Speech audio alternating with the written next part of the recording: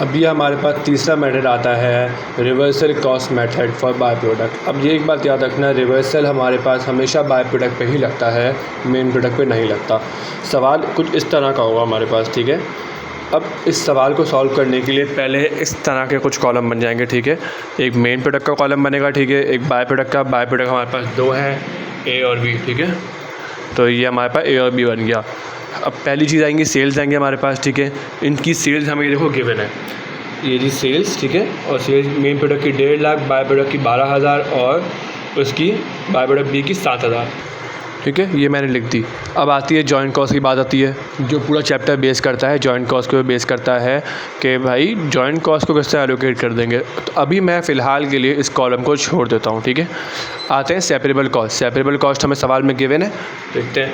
हमारे पहले सेल्स हैं, फिर मैन्युफैक्चरिंग कॉस्ट बिफोर सेपरेशन, ये तो जॉइंट कॉस्ट होती है हमारे पास। मैन्युफैक्चरिंग कॉस्ट आफ्टर सेपरेशन, जो थर्ड वाला पॉइंट है हमारे पास, ये होगी हमारी सेपरेबल कॉस्ट, जो मुझे तीनों की गिवन है, ठीक है।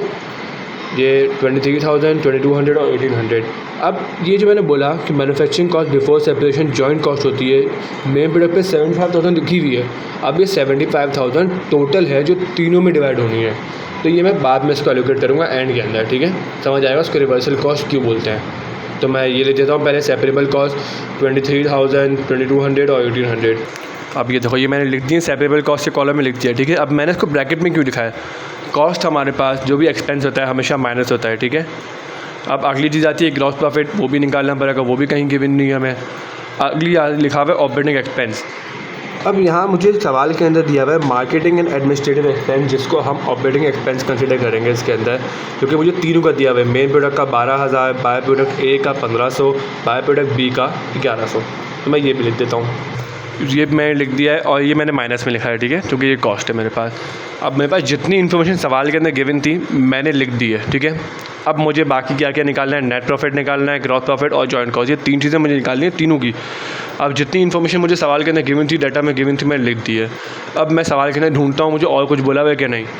नीचे एक रिक्वायर्ड का कॉलम लिखा हुआ है, बोला हुआ है an income statement assuming no beginning और ending inventory and using the reversal method cost method for by product allowing 15% operating profit for byproduct A and a 12% operating profit for byproduct B। इसने बोला हुआ है कि by product का जो profit है 15% है और बाय प्रोडक्ट बी का 12% है। किसका? सेल्स का। अगर मैं सेल्स को 12,000 सेल्स को 15% से मल्टीप्लाई कर दूं और इसकी 7,000 सेल्स को 12% से मल्टीप्लाई कर दूं तो मैं गलत नहीं होऊंगा, मेरा नेट प्रॉफिट आ जाएगा।